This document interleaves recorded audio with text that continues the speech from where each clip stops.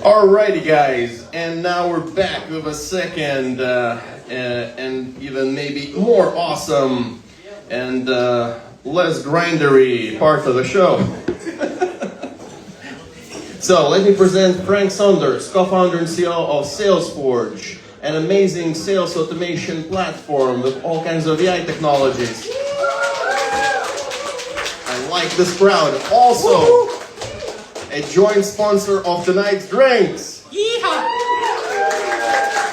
Come on, we can do better than that. Let's have a good time, guys. Salesforge is sponsor of tonight's drinks.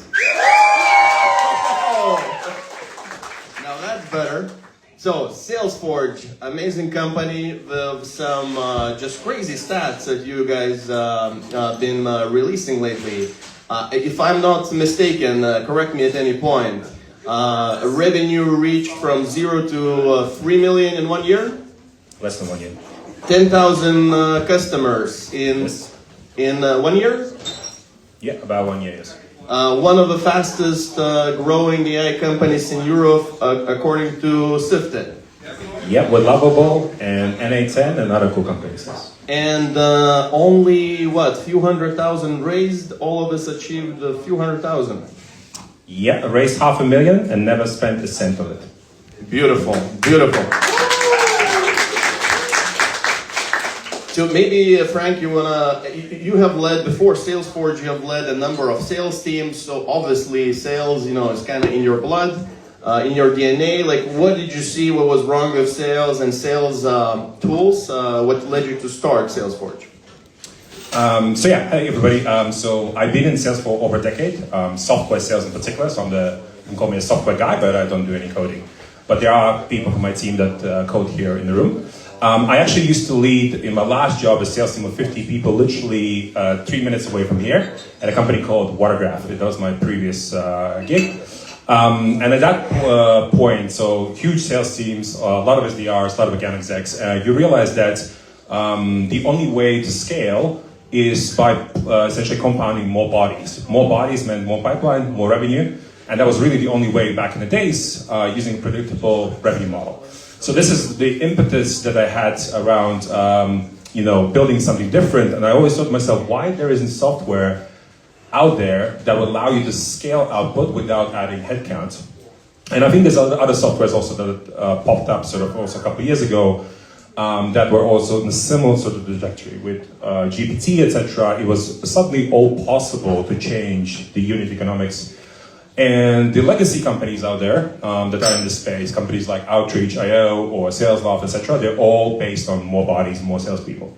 That was the sort of the pain, and essentially that was the main sort of impetus to build the software for myself that would allow you to scale output, improve CAC. So if somebody doesn't know what CAC is, it's cost of customer acquisition. And here we are, 2.5 years later. So anyone who follows Frank on LinkedIn or somewhere else will know that he's sharing a lot of his knowledge and insights and all kinds of sales or marketing hacks. Like, he just taught me that now on LinkedIn you can invite 1,000 people to your LinkedIn event, literally just a day ago. So maybe some of you are here because of that. So like, what were like the first few or three, let's say top 3 sales strategies or marketing hacks, marketing strategies that really worked for you guys? I think I get this question asked a lot. What's the channel? What's the main channel? I don't think that there is one. We're doing like 10, 20 things back in the days. From kind of simple stuff like literally attending events, startup events, to just posting on LinkedIn every day. Going on Reddit, so 80% of our revenue is in the US, so going on Reddit and posting about ourselves. Even X, which I barely ever use. Like, you literally just do everything. And the reason why you do a lot of things is because some of you that do enterprise sales that know that in order to close a deal, and it doesn't matter actually how big the deal is, you need to touch the prospect in multiple channels. So it needs to be multiple touch points. And by seeing us in Reddit, LinkedIn, cold email, LinkedIn DMing, whatever, even WhatsApp, you suddenly believe that the company is kind of everywhere, even in the early days. So that was one. And I think the other thing that plays a lot into our success is founder-led sales.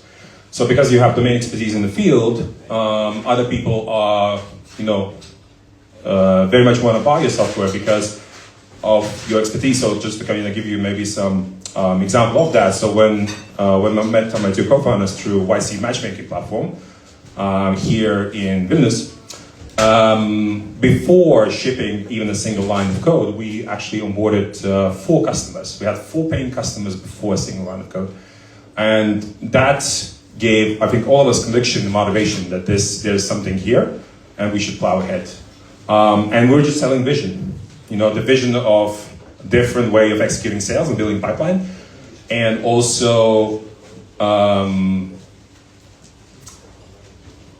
people buy into vision. I mean, they want to have a different reality, right? It's like, kind of before and after. So before we used to do things through more bodies, and then we got to do things now differently. Do you want to buy that? And then actually the best price, the best time to buy a software, the cheapest possible rate, is before you even have shipped it. So naturally, these 4 customers got the best ever deal of the Forge, and actually they're still customers. I guess the deal is like 5 or 10 year deal, actually, that they got as well. But that gave us national motivation for us to proceed, build the software, and in the first sort of 3 months after that, we got like 100 customers. And the first customer after we launched the software actually came from Slack. But the 4 previous customers before shipping a single line of code, 3 of them came from what's called user interviews. So we did 40 user interviews, and then at the end of it, we just asked a simple question: hey, if this existed, would you be up for buying it, like right now, if I gave you a good deal? And 3 of them said yes. So 3 of them became customers. And the most random purchase was the 4th one, which was in Berlin in a coffee shop, where I was talking to another potential co-founder, where I was saying, this is what we're going to build, this is what I get to do. And there was this random person in just listening in, because I have a very loud voice. He heard everything that I said. He's like, listen, man, I want to buy this. Where can I buy this? He literally opened up his laptop and bought the software on the spot in the coffee shop back then. And so if you can sell a software to a random dude, which is not an ICP, he was a CTO, so not even a salesperson. This was in Berlin. Yeah. So he was probably on drugs. Could be. Let me double click into that. So now things have radically changed, right? Because you have from selling with presentation and to random strangers in Berlin, now you have a line of products. So what would be your favorite things that your customers or you are doing the Salesforge or Mailforge or any of your products? Like what would be like the cool things that you see that you can only do with your customers? Okay. So we would decide to go into a market that has over 100 competitors. It was one of the worst categories that exists, according to all of our investors, and according to us. But why would the domain expert go into the field? Because there's still a veg in the market. That means you can do things differently, and getting to product market fit will be quite easy as long as you're just able to differentiate. And that's exactly what we did. And I think, so if you look at all other companies, so all other companies essentially are what we would describe as super app, like a single solutions. And we thought to ourselves, how could we build a different experience? So a different experience means a modular build. A modular build means there are multiple different products that solve multiple different pain points. And the best kind of maybe comparison is Apple, where you're sort of buying different products for different pain points that you have. Could be similar to Salesforce and other softwares, right? So essentially buying different bits for different things. But that still exists in one app. And the reason why we didn't want to build everything into one app is because we knew that in 5 to 10 years, we're going to build so much stuff that you're going to become like Salesforce. So if you ever use Salesforce, you're barely using 5 to 10% of what Salesforce has to offer. We didn't want to be that software. So if you don't want to be that sort of horrible software in 5 to 10 years, you want to decouple from that early on. So this concept is called the software compound model. You're essentially compounding multiple pieces of software by literally building multiple sites, multiple apps, and you're selling that to the same customer. So when a customer logs in, they could go literally to another app, but really we operate what we call land and expand strategy. We want them to sell only one subscription, right? So you want to land a customer and expand from there on. But naturally, a customer today buys typically 2 or 3 subscriptions, right? So that means our unit economics is very different to our competitors that have point solutions, right? So, and I get it feels more fair for the customer because you're only buying what you really want to, right? To use, and that's useful. You don't have to kind of commit to buying this huge, maybe overloaded app that you're only going to use like 10% of features. Correct. So I would say there's also disadvantages to this approach, because I think there's no right or wrong approach to go this. We just want to be different. So the disadvantage of this approach is you're building multiple apps, and suddenly you need to learn about these apps and what they do. Because naturally you bump into the site and suddenly you see 7 products. 7 products, 7 brands, and it becomes a bit overwhelming in the beginning. But once you get a hang of it, like after 10, 15 minutes, you kind of understand the logic of it. And actually we're going to build even more software as we're going to progress. But you just want to be different, because if you think about a typical buyer, you're going to speak to them, they're going to ask you, how are you different, guys? And if you are truly different, which means you have a modular build that doesn't exist with our competitors, they will put you into consideration set. So you have to be always on the radar. You have to figure out how do you get on the radar of your buyers when you have like hundreds of competitors. So the way we get on the radar is usage-based pricing, no seat-based pricing, modular build, buy only what you want, and you can deprecate at any point any of the softwares down the road. So there's advantages and disadvantages to that, but it works really well. And the other benefit, which is something that I highly advise to consider everybody that has a software, is that one of these softwares actually, or multiple of them, power our competitors. So we power today over 20 of our competitors because these products are modularized. So 1, 2, or 3, or 4 products out of the 7 can power the competition. So basically your email automation can plug into different CRMs, different automation tools, and kind of all work together. So maybe let's continue on that, because you've been also sharing about your partnership and even investment in Clay. Maybe you can tell everyone who's maybe not from sales world, what is Clay? How did you decide it? Because as I understand, you invested as a Salesforge, as a company, into Clay. Why did you do it? What are the plans of that? So yeah, apart from working with your competitors and other friendlies in the space, when you see something like Clay, so Clay is a data orchestration software.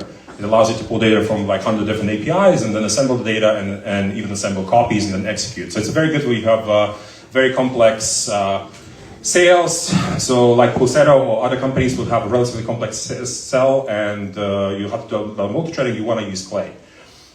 Instead of something like ZoomInfo or Apollo, like a database.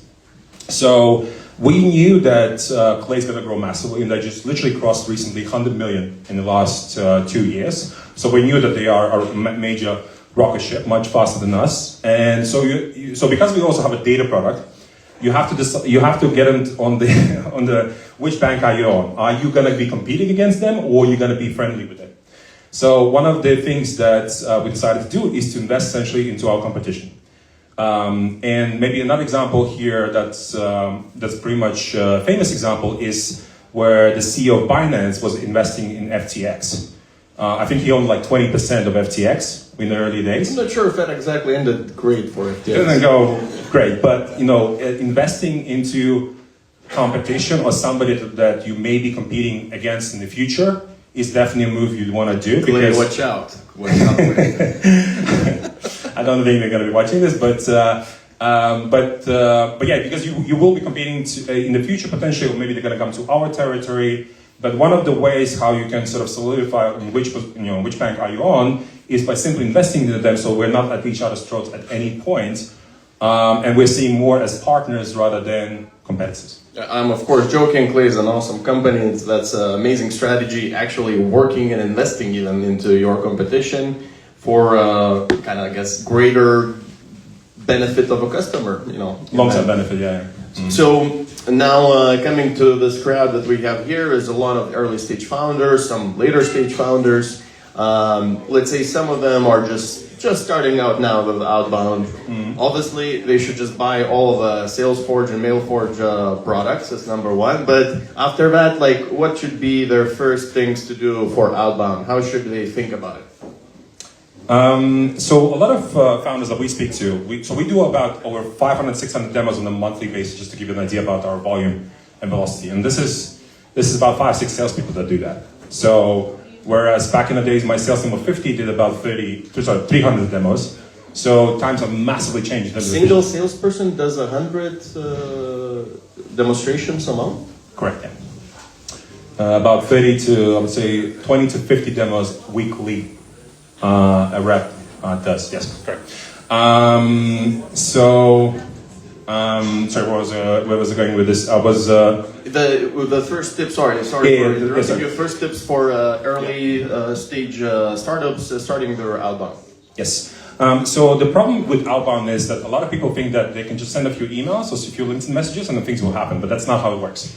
Where typically things break is that you are literally a nobody when you do a startup. That means you have no LinkedIn social presence, you're nobody on X, you have a shitty site, literally honestly a shitty site, and nobody wants to buy your shit. And that's just quite very typical for a startup founder. So when another startup founder comes up to me and says, show me his website, and I always say it's ugly. 9 out of 10, it is ugly. Apart from being ugly, you can also see it's not converting as well. So you need to fix your basics. The basics is you have to have a solid site. If you want to have a look at a solid site, look at our website, or other websites that are also solid. And that's one thing. Then what is your social presence? So let's say if your ideal customer is on LinkedIn, what is your presence on LinkedIn? So all the 3 co-founders, let's say in our case, what is their presence? So you can look at our co-founders, look at are these solid profiles? Because if these profiles are not solid, people are not going to buy your stuff. Because the way that it works in, say, software today, a lot of people think that people just buy great software, but what they also do, apart from renting that software, they rent the team behind the software. So they don't buy Salesforge, they buy Frank and the team as well, right? So then you have to have a solid presence there as well. So like all these things, and then you have to also naturally overlay that. Are you at events? Or other kind of activities that we do? Do you run ads and do you run SEO, etc.? And today we have like 50 channels that we run. So we sort of cross-pollinate us across so many different channels. So you see Frank kind of everywhere in the Forge. And then the probability of people signing up and buying your stuff is so much higher than just purely banking on one channel. So what I'm trying to say is if you have a solid social presence and website, at least, your ability to get replies on LinkedIn and email is like 2 or 3x higher. So you don't start with outbound, you start with your site, with your social presence, with your LinkedIn profile, and then you warm up the audience with content. If you're wondering what sort of content works, you can just go on my LinkedIn profile right now in the featured section. You can see me in the bathtub. And buy Frank for your company. And you can see a lot of posts that on social media that what we do is we do edutainment. Essentially, you are entertaining your audience, but you're also educating them at the same time. So there's plenty of posts there that do that. So if you want some ideas on how to be creative and how to think outside the box and what to do, just go in the featured section of my LinkedIn profile, and that will give you good hints how to warm up your audience before you do the outreach. So yeah.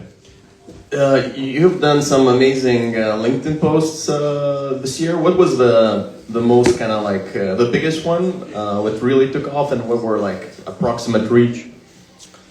So the biggest one is an actual all-time high was this year. It was the April Fool's joke. So if somebody follows me on LinkedIn, on April Fool's, we did something crazy. We decided to do that literally the day prior with the co-founders. So we were just sort of sitting down, I think at 7 p.m. and we're like, damn, tomorrow April's Fool's. Guys, we need to capitalize on this, right? So if something's happening in the world, you always want to capitalize on this. So April Fool's. What can you do on April Fool's? So we were looking at market trends. So there were CEOs that were fired by competitors. There were a lot of other things sort of happening. And so it was pretty grim, I would say, in the market at that particular point. And I thought, wait a minute, what if I would just get fired? That would be awesome. That would be so good. And that's exactly what happened. So I can kind of go through exactly how we sort of orchestrated this whole thing. So we decided to fake an article on the internet, literally faked it with some front-end adjustment, etc. And what happened? And then we decided to orchestrate this whole thing. Literally, it took us 1 or 2 hours, I think, to do the whole thing. And then we just needed to do like clockwork this whole thing. So what happens on the April's Fool in the morning at 8 a.m. is that on Slack, my profile gets deactivated. That was the first activity. Then, as you can imagine, a lot of people internally start to ask, where is Frank? And even one of the persons was trying to add me back into Slack. And then we had to tell her not to add me back into Slack because something happened last night. Pretty horrible stuff. Then at 10, I think 10 a.m. or so, the CTO, who's there, he's just saying in slide that something pretty bad happened last night with investors, and that Frank should not be disturbed. And then I think at 11 a.m., I go on LinkedIn and I publish this massive post where I'm stating that I was cooking the books. So my success was all fake. I was just cooking the books to get to Series A.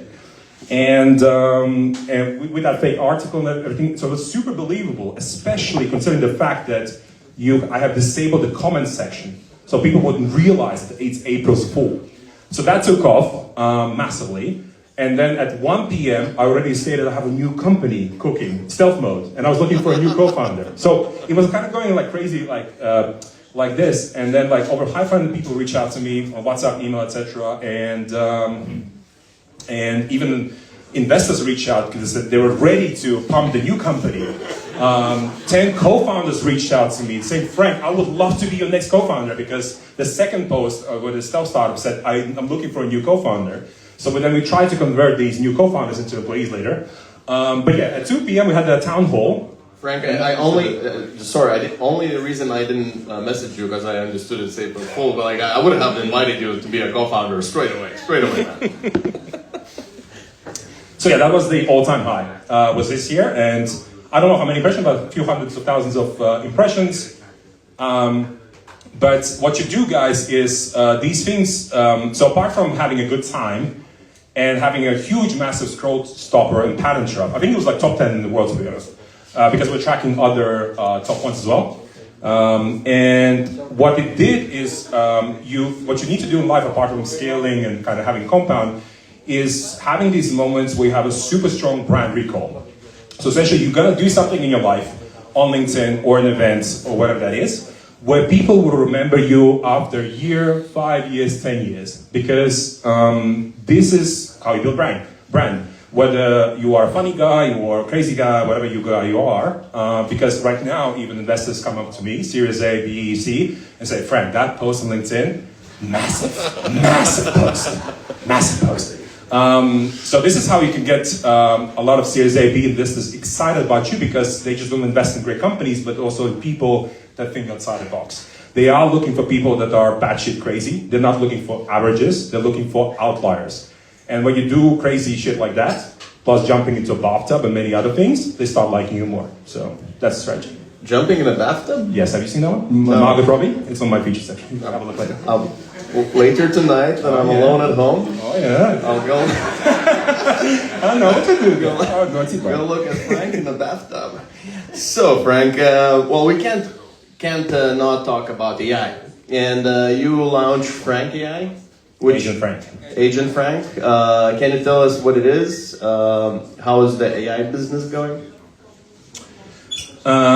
So Agent Frank essentially is a fully autonomous AI SDR that's modeled sort of let's call it after me, or after just agentic a layer on how to execute sales. And an agent is really good for something that's sort of conveyor belt. You have a sort of streamlined sales motion. Your deal size is below 50K. Maybe sales cycles are 3 to 6 months, I would say max. So the agents do work in particular environments really well, but then not environments where you have 6-figure deal cycles or like 6 to 12 month sales cycles. It just does not work. So there's many other AI agent companies out there that have sort of learned the hard way, just like we did, when it works and when it doesn't work. And so today our agent fully autonomously picks out leads, sends them a message on email, sends them on LinkedIn a message, etc., handles the replies and books in the demos. And back in the days, we just accept any customer that we could into the agent. But today we're a lot more strict about who do we accept, because we know when it works, when it doesn't work. And to put it simplistically, you should always use agents, by the way, and other forms of automation or AI. So for example, today we have over 300 N8N workflows that we're running behind the scenes for our business. If somebody doesn't know what N8N is, it's like a backbone automation engine. But ultimately, you should be running multiple AI agents, multiple N8N workflows. That's one thing you should be doing. Then you should have humans, like 6 humans that I have. And then on top of that, we have multiple agencies that also drive demand for us. So if the only time when I think about a serious business, they always tell me they do N8N agents, they have some humans, and they have multiple agencies that help them to drive the demand. So you should always do these three things to generate demand. And this is how I look at most successful companies in the world today. Do you think Agent Frank, I like the name, Agent Frank, it's like a spy, it will be better than humans at some point? Are you trying to make it better than humans? Will it fully replace human SDRs? It will replace 80-90%. So what we call the B players in sales, which is about 89%. The A players, which is typically 5-10% of sales, it will not replace. And there's other problems with AI agents, which is regulations. So you cannot use agentic systems for outbound cold calling. So that is fully illegal in Europe and the US. So that's just out of the gate. And then the second thing where AI agents have no use to you is social selling. So essentially jumping into a bathtub. An AI agent can't do that yet. Unless we're gonna do something about it. But these are the two areas where it's really bad. However, where AI agents are really good is anything that has to do with text. That means emails, LinkedIn, etc. And it will, as I said, it will cover for you or help you replace up to 80% of reps. We're big believers in that. We're generally big believers in the world of where humans and AI agents work in the same software, in the same environment. This is how you maximize output levels and how you reduce cost per unit. So let's say cost per unit would be how much it costs me to book a single demo. We do not believe in human-only approach or agentic-only approach. So only the blended path is the path forward for all companies out there. So I'll give you an example. If you're a big company, let's say you have 10,000 accounts in your TAM, so total addressable market, that means 1,000 accounts will be processed by reps, so humans, because it makes sense. The high deal size, let's pass some humans and let's go after these. And then the 9K accounts that you have, these should be processed by agents, as an example. So by having this approach of, hey, agents long tail, and humans go after top accounts, this is how you drive efficiency. So the smartest companies do exactly this. What should early stage startups here do? Should they go for full agentic, or should we actually focus on doing human only in the beginning because they learn more about their customers and get more feedback? So early stage up to sort of $1 million, you should never use agents for like AI SDRs.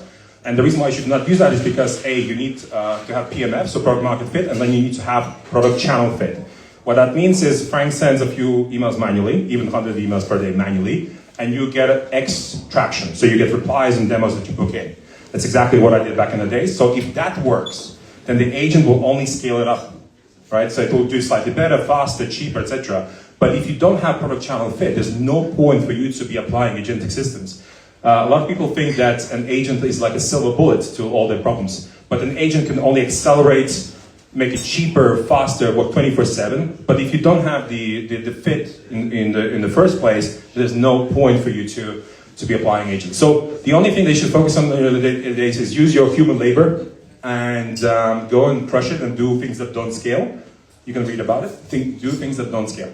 And then, get a CRM, build some processes, get a proper CMS, so content management system like Webflow, build a proper website, do some sexy stuff on your LinkedIn profile, and then things will initially take off. And just to give you an idea, guys, we got to $1 million in ARR with no employees. 0. So we can get to $1 million in ARR with no employees, so can you. You don't need agents. Just 3 founders. All right, guys, give it a round of applause. So Frank, obviously, firstly we're speaking in English, but maybe someone doesn't know, Frank is from Latvia originally. Speak. Is what we call a love immigrant, married to a Lithuanian wife. Yep. Now you're building out of Lithuania. I think you're set up as a company actually in Estonia, a truly pan-Baltic startup. But it seems like your HQ is in Vilnius mostly. Yeah. So what are the benefits of being in Vilnius? What are the minuses? What are the good sides? Let's talk about the positives and maybe a few things that we could do better as an ecosystem and startup founders here. I mean, you could find co-founders here, right? So that's exactly what I did. So if you go again on the YC, Y Combinator matchmaking platform, you can find some cool, smart people, and then you may be able to start a company. And guess what? The Lithuanian economy has plenty of tech talent, so you can definitely find a lot more engineers than in Estonia. So your chances of success there is just much higher. I think if you compare sort of Lithuanians to Estonians, Lithuanians are more hustlers than Estonians. Estonians are very down-to-earth sort of people, whereas in Lithuania you have a hustle mentality, a lot more of that. So you can look at that sort of as a disadvantage or an advantage. But yeah, I think on one hand, apart from that, naturally you can find also a lot of great talent because there's other companies like Tesla, etc. So they have sort of pre-trained a lot of the employees on the engineering front, etc. So you can find talent if you need to. Now the problem today is that the supply is very, very limited. So finding actually good people is pretty hard because of too many startups, too many